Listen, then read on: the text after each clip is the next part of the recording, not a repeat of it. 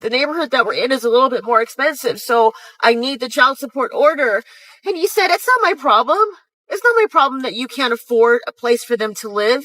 In fact, I hope that's how it plays out, because I want the kids to see that you can't support them. I want the kids to see that you can't afford for them to live in a nice place.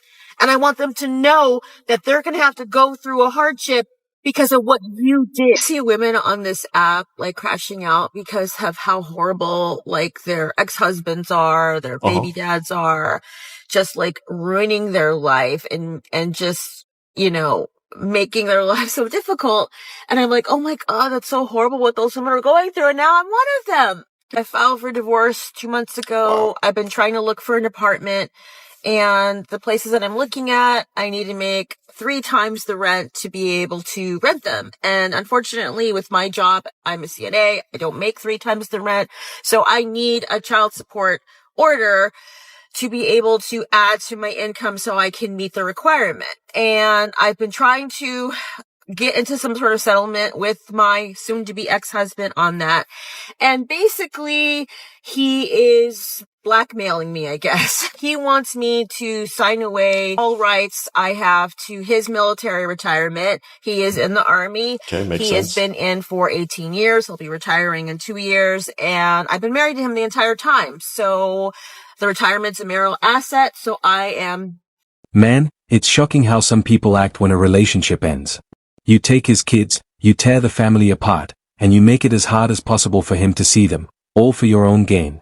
Then you turn around and demand he pays for your life, calling it child support. You act like he should be your personal ATM. They can try to play the victim, but anyone with a bit of common sense sees what's really going on. Fighting about it, and I just can't take it anymore. I just want to leave. I just want to move out, and I just want to start my life over. So I offer to sign away my right to the military retirement in return for spousal support and the entirety of the savings account that we have. I send the proposal to my lawyer and tell her this is what I'm proposing to do. And she comes back and says, well, this is a bad idea. And then she says, well, you could get a temporary order from the court for the child support, but that's going to cost you $4,000 in legal fees, and it may not be binding because it's only temporary, so you may not even be able to use that to really add to your income. And she goes into this long thing, which I appreciate. I appreciate her telling me the legal stuff, because she's basically telling me you are an idiot to sign this away. And she does all the numbers, and the numbers don't make any sense. Basically, I'm giving away more to get less. She's basically trying to persuade me to kind of wait this out till the final order happens, because it will go in my favor if I can just wait it out. But I can't wait it out because I have to stay in the house with this. He gave nearly 2 decades of his life serving in the military, while she spent her time scrolling on social media, looking for reasons to leave him.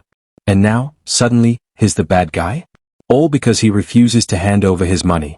She tries to spin it like she's being reasonable, saying she'll back off his retirement if he pays her and hands over all the savings too. That's not compromise, that's greed. At this point, she's nothing more than a financial vampire, taking everything while giving nothing in return. He called me the nanny. He said that I'm going to pay you child support and you're just going to be the nanny for my kids. When I told him, like, I need to try and stay in the district so our kids can keep going to their school, and the neighborhood that we're in is a little bit more expensive, so I need the child support order. And he said, it's not my problem. It's not my problem that you can't afford a place for them to live. In fact, I hope that's how it plays out, because I want the kids to see that you can't support them. I want the kids to see that you can't afford for them to live in a nice place. And I want them to know that they're going to have to go through a hardship. Here's an easy fix. If the kids need stability, why not let them live with their dad? She's the one who blew up her own family for no real reason, and now she's online crying because he's finally holding her accountable. She assumed she could divorce him and still get taken care of like before. But here's the truth. His duty is to his children, not to a grown adult who still acts like one. Pain that he's been putting me under for the last 2 months since I filed is really him trying to get me to drop the whole thing. I honestly believe that. I honestly believe he just wants me to drop the whole thing. If I went to him and I said, okay, I'm just gonna drop the divorce, got rid of my lawyer and then didn't do anything, I think he'd drop his lawyer and we would just go about life like before. I honestly believe that. I just think he doesn't want to not be married anymore. To me. Not because he loves me or anything like that, but just because this is a big inconvenience to him. It's a big inconvenience, and he has to do all of these things he doesn't want to do, and all he wants to really do is just go to work, come home, play video games, watch some corn, and nap. And I'm disrupting all of his plans with my annoying, irritating divorce. This is very long, but I'm hoping that a woman's going to see what I'm going through, and say to yourself, I don't want to go through that. And it could easily be me, because it could easily be you. I am not special. I'm not special or unique. I'm just a woman. I'm just a woman with 2 kids. What could happen? Let's not forget, she's the one who filed for divorce. He didn't do this to her, she did it to herself. But accountability? That's something completely foreign to her. And that's exactly why we just saw the meltdown you witnessed. Love is scary because my mom just came up to me and my dad crying over a letter she was sent from her college boy best friend saying she chose the wrong life and the wrong man. Bro. What?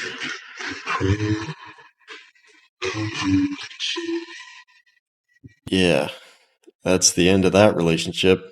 Best dating stories. I'm just sitting across from this person. I'm listening to them go on and on and on with the I and I and I and I and me and me and me and me. I'm like, she's giving presentation to me about how great they are. And that's okay. That's fine. But like, let me breathe in between sentences. And then, maybe that'd work out a little bit better. Why can't you attract a high value man? Because you go out in lingerie and you don't know how to cook. You get dressed up for your girls every single time you guys go to brunch, but you won't get dressed up for your husband. So don't say that you want a rich man if you don't take care of yourself. Why is your husband constantly annoyed with you? Probably because you nag him all day. And when you tear down your husband's name in public, you are misrepresenting him. Have you guys ever noticed that you'll rarely see a single guy out in public? I was talking to one of my girlfriends about this. You'll never see a single guy just out and about at a cafe or market. They're usually with their girlfriend. And I'm sure there's exceptions to the rule. I don't know. If you're a single guy and you actually are out in the wild doing stuff, what do? Where are you at? New ick unlocked. When men have an itch. I'm on a walk and some guy in front of me just stopped to itch his leg. Yeah, everyone make sure to give a little scratch on your leg, just to show her exactly how much we value her opinion. Drinking every night, hooking up with any guy, lost in life. Be now putting God first, prioritizing my own health, focusing on me, not thinking about any boy going to the gym every day, walking 7 miles a day. All get ready to settle down. I'm happy I've been out the game 6 years. He is currently packing his bags and also packing our kids' stuff because he is going to leave to another state, all because I cheated on him with a mutual friend. My husband and I have been together for a while. No, I don't think there was any issues in the relationship or marriage whatsoever. I actually thought our life was pretty perfect, but then I decided to talk to one of our mutual friends and one thing led to another. I think I was just really tired of the fact that my husband was constantly working to make sure that we had a roof over our heads and to make sure that everything was paid. And so I just felt very lonely. So I decided that I was just going to message his friend, just like we are friends, nothing else. That was it. And then all of a sudden it just led to something else. I mean, at least I had the actually tell my husband what was going on because I could have kept it from him. I could have just moved on without telling him about his reaction because he was not freaking out or panicking. He just said, okay. And then he said he was going to pack his and go, but he was also going to take the kids. He was very demure, if I can say that word. I just thought he was going to accept the fact that I was cheating on him and then we could just move on and, continue with our perfect lives. But no, he instead chose that he wants to actually leave with our kids. And in a normal world, you'd think this was just satire. But sadly, in today's West, it's so common that it's hard to believe it's a joke anymore. In any circumstance that says, I make 6 figures, makes $100,000 on the nose, nothing more. Okay? Because a man who makes a lot of money isn't going around and say, I make 6 figures. Only the people making literally 100. Does she think that $100,000 a year isn't a lot of money? I'm sorry, are my 6 figures not 6 figures-y enough for you? She actually does answer this question by saying not that it's not good enough, it's just a great indicator of a potentially shitty person because people who do make more don't scream it to look cool. But her own caption reads, if a guy ever says to you in any circumstance that he makes 6 figures, run. So is he screaming it from the rooftops or is he bringing it up in any circumstance and you're conflating the two? There are many reasons a man might mention how comfortable his salary is to a woman that he's courting, most of those reasons coming from us women ourselves. We are, in fact, the ones shouting to the rooftops that we will not tolerate broke men, we will not tolerate men who don't make us feel secure. So when men go out of their way to let us know that they can provide security, why are we getting mad? It feels like just another way that the no, not like that tag gets added to something that we as a society asked for. So being broke is a red flag, but making too much money is a red flag. Not being transparent about your finances is a red flag, but now also talking about your finances is a red flag. What? My final question before anyone takes any further financial advice from you is, does your landlord let you paint your walls or did you choose this grage? You aspire to be a stay-at-home mom? If it comes with an allowance, yeah. An allowance? Yeah, like if he gives Makes me money sense. weekly, yeah. Obviously, the man is working out there getting the bread, so life is good for you. Yeah, But it you has saying to you be. want That's even an part of extra it. incentive, like give me a little bit of extra. Of course. Yeah. I also want to have my own Yeah. thing too. There Like I you want to go. have my Yes, own own credit, my own business. Yeah. cards. I want to have my own thing where Why do you want your own? I'm going to tell you why I want my own. Because nothing is forever. So you think that it's okay for need a to take woman notes. to be a stay-at-home mom as long as she could plot her exit?